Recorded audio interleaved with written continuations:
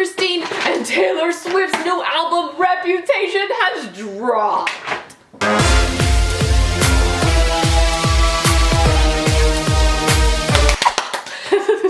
I'm so excited to talk about this album. I haven't done an album review since my album review for Red, and I put that on an obscure channel because it wasn't very good. As most of you know, I'm a big Taylor Swift fan. I've been following her forever. 1989, I didn't do a review for because I wasn't in love with the album. Don't get me wrong, like I liked 1989, but it wasn't like my favorite thing. I wasn't in love with it. I am loving Reputation. Reputation in general is just like such a sexy album. It's so much more grown up because Taylor's growing up. We're growing up together because we're only 1 year apart. So this is how I rate the albums. I spent a lot of time on a plane with no TV, which gave me hours to really think this through. And as of right now, this is how my T Swift album ratings go. Number 1 is Red, number 2 is Speak Now, number 3 is Reputation. So 3, this is number 3 for me. Then 4 is Fearless, 5 is 1989, and 6 is T Swift's first album, which is cute and lovable, but I don't think it's as great as any of her other albums. So back to my overall Reputation thoughts. The album has a more mature feel. She's taking so many risks. The whole album kind of feels like an experiment. She's dabbling in like all these different styles, which I love, and she's combining them with her own style and making something new. She's taking what she's learned from all of her previous albums and all her life experience and jamming it into the masterpiece that is Reputation. So much of this album is Taylor dealing with being in the spotlight for this long, and the way the media pulls at you and blows things out of proportion and controls your reputation. She's taking everything that everyone's ever said and taking them for herself, owning it so you can't say it anymore because she said it. It's hers now. It's satirical genius. It's funny for the fans that know her, you know, that's been following her for realsies for ages. And it's annoying for the haters because they're like, oh shit, we were saying that behind your back, but she's just like saying that she does that now. And it's annoying for any of the picky people who try to find something wrong with T Swift. And she's just like, yeah, I am wrong. Look at me.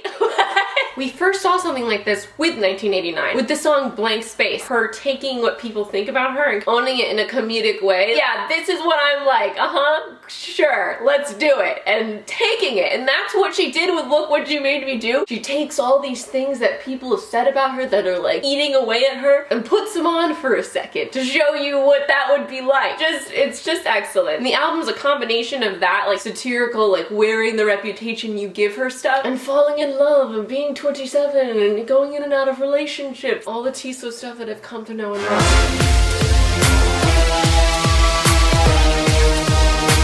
I'm gonna kick things off with track number 1, Ready For It. It's exciting, it's dancey. It's kind of a combination of like the new Taylor Swift feel with the old Taylor Swift feel. I've given the song 5 out of 5 stars. I did not like the music video. I mean, Taylor's videos, a lot of them, the old ones especially, they were just like there. But then there was Shake It Off and Blank Space. And then Look What You Made Me Do, which was absolutely fantastic. Blew everything she's ever done music video-wise out of the water for me. And then she followed it up with Ready For It. It just, there wasn't enough to it for me. It was just a lot of singing to the camera and very slow storytelling. I think she could have done something cooler and spent less money on the robots. That's just my opinion. Anyway, I love the song Ready For It. When it initially came out, I had this whole theory that it was about Taylor Lautner, and I still like want to hold on to that because I think it's a funny theory. But now we know, and now I know because I haven't been stalking Taylor close enough because I haven't been on Tumblr for months, that she has a boyfriend called Joe that she's very, very, very in love with. So much of this album is about Joe, putting a lot of pressure on Joe in their relationship. I get the feel, I mean, I don't know how you couldn't get the feel that she's just very confident that they're gonna be together forever. And I hope that they are gonna be together forever. If this relationship crashes, it's gonna be real sad. Like the album in some ways reminded me of Avril's Pink album where she was like really in love with her husband and then they got divorced. And I'm not saying I want any of that to happen. I want Taylor to be happy. I'm just saying I was like worried listening to the music because of the confidence. I obviously am not in Joe's head and I don't trust him with Taylor's heart. She trusts him and like I just have to take that. I just have to take that and trust Taylor's judgment. They're solid. Can you imagine being Joe and listening to this album like, shit, like she really likes me. She really, really does. To the point where it might make me nervous because like, shit, how do I live up to myself in the music? You know? I think my favorite part of Ready For It is just like the boom, the Inception womp womp womp. Huh. which is like a stupid part to be my favorite, but like I love to dance, and that's just like dance gold. There's so much you could do with that. In the middle of the night, in my dreams, oh, the scandal when you first listen to this song, you're like, oh my god, Taylor's talking about sex dreams. What's happening? She's never really went there in a song before. You know, listening to this again, I'm sticking to my guns with the Taylor Lautner theory. It doesn't feel like it's about Joe. I know like you all are gonna say you're stupid, Christina it is, but like I'll insert a clip here of my points. Here we go, play-by-play analysis about why Ready For It is an ode to new moon eclipse, Jacob Black / Taylor Lautner and Taylor Swift. I'm not convinced of this. This is real. I wondered how many girls he had loved and left haunted. Now this reference is Haunted, which is back around 2010 when Twilight was hot and Taylor Swift and Taylor Lautner had their thing. But if he's a ghost, then I could be a phantom. So Taylor Swift and Taylor Lautner broke up, right? Because Taylor basically ghosted Taylor Lautner. And she wrote a whole song apologizing to him called Back to December. She goes back to December all the time. Younger than my exes, but he acts like such a man, so he's younger. Young. Her new boyfriend though. Me, I was a robber the first time he saw me, stealing hearts and running off and never saying sorry. So she was like known very much at that time for dating lots of people and then breaking hearts. She made that song about saying sorry for Taylor. That was her song saying sorry. If she said sorry, then why did she say never saying sorry? No, she had never said sorry before that. Oh, okay. And then we'll move to an island and he can be my jailer. Reference to the Isle of Esme in Breaking Dawn. She's referencing the Twilight community. Burton to this Taylor. She could have used any name here. Burton, this is just an obscure reference about like two actors who met on a set. She met Taylor. It's not that obscure. There was a whole biopic about their relationship. No, but like this is not something that people are like Burton to this Taylor. Yeah, no, that's not like a household. And then Taylor, like Burton to this Taylor. Cause his name is Taylor and her name is Taylor. Baby Let the Games Begin. Okay, the Baby Let the Games Begin is directed towards us. Like, haha, suckers. You sit down and try to puzzle this shit out. Track 2, we've got I Wanna Be Your Endgame. I've given Endgame 4 stars. This was a jolting track because it didn't sound, I was like, what is this? What's happening? It did not sound like Taylor at all. And there was like a rapper. I was like, where's Ed Sheeran? Like I didn't read the rapper's name. My eyes just saw feet Ed Sheeran. I was like, this isn't Ed Sheeran. What's happening? And it was a lot of other people singing and not Taylor singing. So my initial response was 3 stars, only 3 stars. But the more I listened to it, it grew on me. I like the references to A-Team. The song really has like an Empire State of Mind sort of vibe to me. New York, dun dun dun dun dun dun dun dun dun. Bare reputation, bare reputation. You and me, we got bare reputations. Oh. Next, track 3. I did something bad. The weather feels so good. Oh, this is my favorite song on the album right now. I mean, like I want to say other ones are my favorite, but like this one is actually my favorite song on the album. It's probably a lot of your favorite songs on the album because it's like so much fun. I love the lyrics. I love what she's doing with the lyrics and with the song. I love the Panic vibe. Dun dun dun dun dun dun. It sounds just like Panic at the Disco. Emperor's New Clothes. It's the beginning of Emperor's New Clothes. Which I think she's referencing the idea behind that song in this song. Then it also has a Fall Out Boy feel with light me up, up, up, light it up, up, up. You know, she's saying, light me up, light me up, light me up, light me up. She's just kind of like weaving in these references and they're like all blending so beautifully. And then you've got like, even like a Britney Spears-ish type of feel happening in there. Does that not sound like Britney? Maybe along the lines of her Blackout album.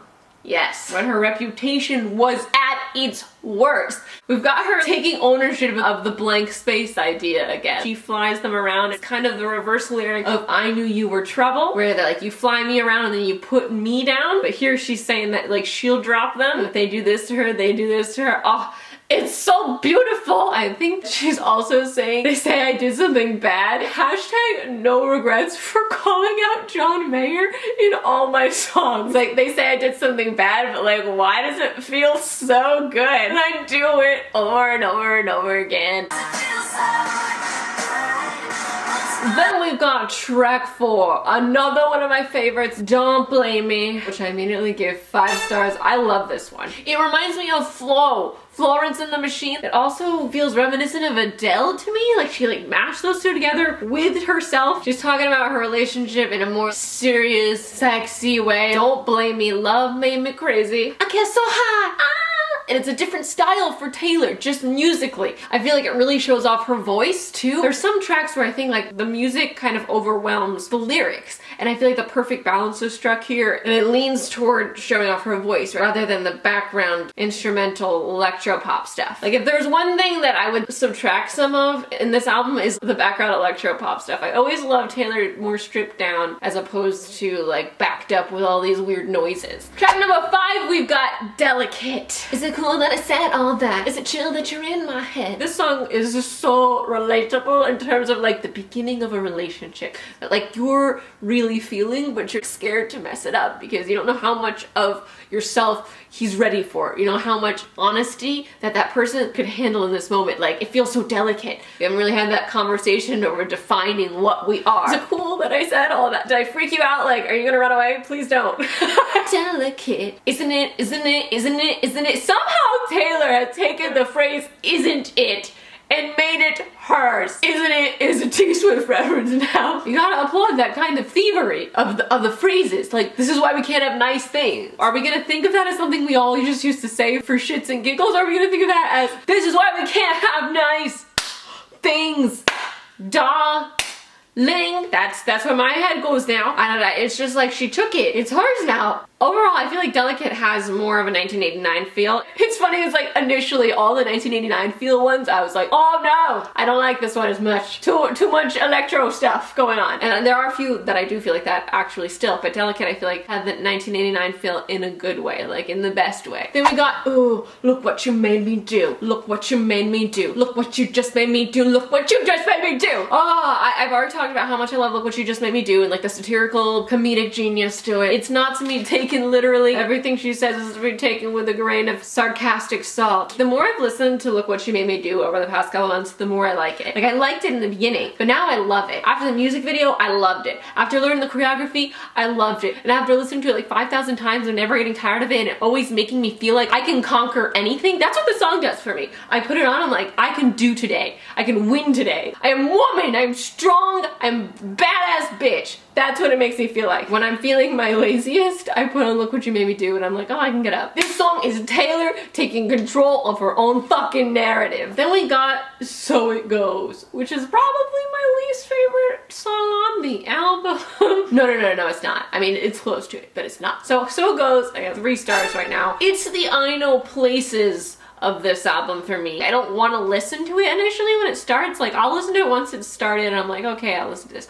But in general, like, I want to skip it. I really want to skip it. The lyrics just aren't as memorable for me. My favorite part of Taylor's music is the lyrics and the story she tells and the way she tells them. But you feel and relate so much. You get such a clear image from such a small amount of words. With So It Goes, I kind of don't even hear the lyrics much. Like, the actual song isn't catchy to me. It's just there. Then we've got track 8. Gorgeous. You should take it as a compliment that I got drunk and made fun of the way you talk. You talk. Is it ridiculous that this is like my millionth time listening to the album and I finally realized like, oh, Joe must be British. Like there's this line, the way you talk line, and then there's also this line where she talks about how he said he fancies her, not fancy things. With Gorgeous, I love the lyrics and I love it stripped down. Like I loved watching her make the song. And I just don't like the video game noises in the background. I really want an acoustic version of this song. It's so good, but like at the same time, like I don't like the noises the song is making. I've given Gorgeous 4 stars because I like the lyrics so much. Then we got track 9, Getaway Car. Nothing good starts in a getaway car. We were driving. I really like this one. My initial thoughts were like, oh my god, this sounds just like Are We Out of the Woods? It just sounds just like 1989. But then the more I listened to it, it really grew on me because the lyrics are fantastic. I love the storytelling happening here. In my head, this is about her relationship with Calvin Harris and she wanted to get out of the relationship, but she didn't really have a reason to. And it's always hard to break up with someone when you feel like you don't really have a reason to say that you're done here, you know? And she's looking for a reason, and she finds Tom Hiddleston, and they kind of like run off on this whirlwind romance out of the blue, but like we knew it was doomed from the start because nothing good starts in a getaway car. She's gonna have to leave because she's here for all the wrong reasons. Nothing's gonna be solved by running away from your problems. I love it. Now, I have 4.5 stars on my rating here because there's just that little bit that's holding me back from like absolutely calling it a favorite because it sounds so much like 1989. But now when it comes on, I can't stop the dance party from roiling through me. Track 10 is King of My Heart, which originally I really didn't like this one. I felt like I couldn't hear the lyrics, and I still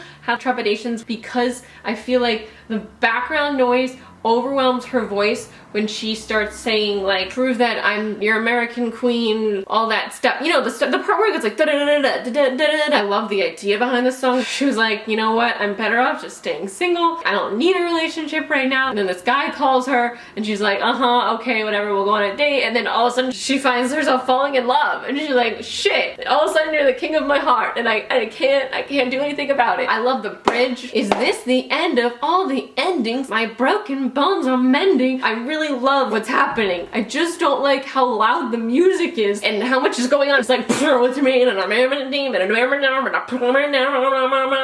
now like it's grown on me, but I still feel like the music is too loud. It's like all of a sudden you turned on like 50 noises at the same time. I'm like, I just want to hear Taylor's voice. You are the one I've been waiting for. Then we got track 11, Dancing with Our Hands Tied. I've given this like 2.5 stars. I don't know why I don't like it as much as I do. I know some of the reasons. I don't like how on point the first couple lines are because we've already heard about Joe so much it kind of felt like repetitive. The title Dancing with Our Hands Tied, songs that are called like Dancing Blank, I always have really high expectations for because Dancing with Tears in My Eyes is like my favorite. It's one of my favorite Kesha songs, and then like Dancing in Circles on Gaga's album didn't impress me, and then now this one Dancing with Our Hands Tied, I'm just like, okay, I feel like I've heard this story told better in your other songs. I don't know. That's just my opinion. If they had to take something off of Reputation, I would like to just yank off Dancing with Our Hands Tied. Goodbye! Because we were dancing with our hands tied. Then things come back again with track number 12, Dress. I just bought this dress so you could take it off. I love this one. Again, it kind of reminds me of Britney and the Pussycat Dolls auras, but in a Taylor Swift song. Like, it's Taylor Swift's, and I love it. And then of course we have track number 13, This Is Why We Can't Have Nice Things. Darling. This one is so much fun. I think of it as the year after 1989 came out. She was hosting all these parties, and I'm like assuming it's about trying to mend things with Kanye and Kim, or Kanye or Kim. She had to take an axe to a mended thing because it wasn't working out. It's kind of Bad Blood-esque, but more fun. It's like a Bad Blood that doesn't take itself seriously at all. This is why we can't have nice. I'm gonna take this meme and make it a song. I love the cheers to my mama. She had to listen to all this drama. Then of course we have Call It What You Want, Call It What You Want To. This is one of the most Taylor Swifty songs on the album for me. Of course, the most Taylor Swifty song for me was New Year's Day, but the second most was Call It What You Want To. Her struggling with all the hate coming at her, and she had to kind of shut herself off, and then Joe came and really helped her through it, and they're in love, and she's doing better than she ever was, and it's just like the sweetest. I listened to it like about 1,000 times the day it came out. And then of course we have New Year's Day, which is so stripped down, which I loved. It felt so OG T-Swift. In so many ways, it kind of references other songs of hers, but at the same time, it's talking about this relationship in a much more mature way. It's like another ode to Joe. So many odes to Joe on this album. I love the line, I want your midnights, you know, I'm gonna be there when you crawl back, I'm gonna be there to clean up after the party. And that's the album, and I love it. I love to hear your thoughts. I'm Christine, I'm at XTeenMay if you want to follow me on Twitter and Instagram, where I post other things and let you know when I have new videos out. I make videos every Tuesday. Thank you so much for watching. I will see you next time. Goodbye!